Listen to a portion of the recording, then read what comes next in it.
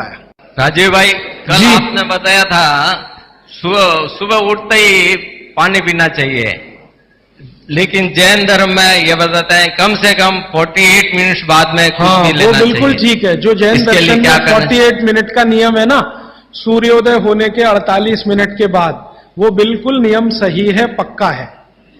वो नियम क्या है वो हमें समझने की बात है। वो नियम ऐसा है, जो पानी है ना, पानी बहुत सारी जीव राशियों का संग्रह है।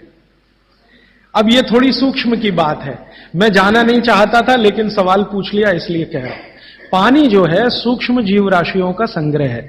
आप चाहें तो पानी में लेंस लगा के देखें, करोड़ों करोड़ों सूक्ष्म जीव आपको दिखाई देंगे इधर उधर भागते घूमते। अगर देख लें तो दिल ही नहीं करे पानी पीने के लिए। ये तो सुबह सुबह क्या होता है कि आपका जो मुंह है, ये जो लार है ना, ये मैंने आपसे कहा कि सुबह के समय सबसे ज्यादा तीव्र होती है, मेडिसिनल प्रॉपर्टी ज्यादा होती है इस लार की। तो अगर आपने उठते से ही पानी पिया तो उसमें पूरी संभावना है कि ज्यादा जीव राशि की हत्या होगी। इसलिए जैन दर्शन यह कहता है अनावश्यक हिंसा से बचो। हिंसा से बच सके यह आदर्श है, लेकिन अनावश्यक हिंसा से जरूर बचो। अनावश्यक, जरूरी नहीं है तो उसको हिंसा मत करो।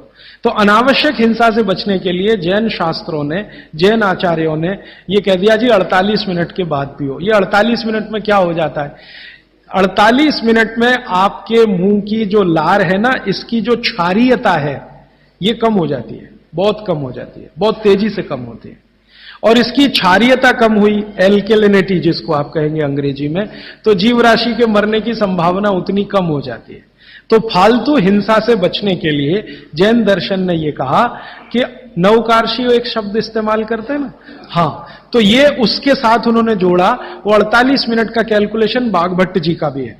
वो ये कहते हैं कि सुबह उठते ही 48 मिनट तक अगर आप इंतजार करते हैं तो मुंह की जो लार है इसकी क्षारीयता कम होना शुरू होती है।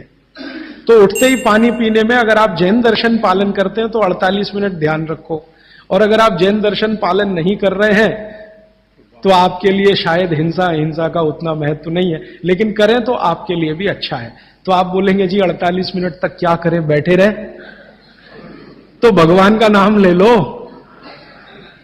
आप ईश्वर का जाप कर लो, मंत्र का जाप कर लो, कुछ कर लो, और फिर पानी पियो, फिर उसके बाद आपकी दिनचर्या शुरू करो।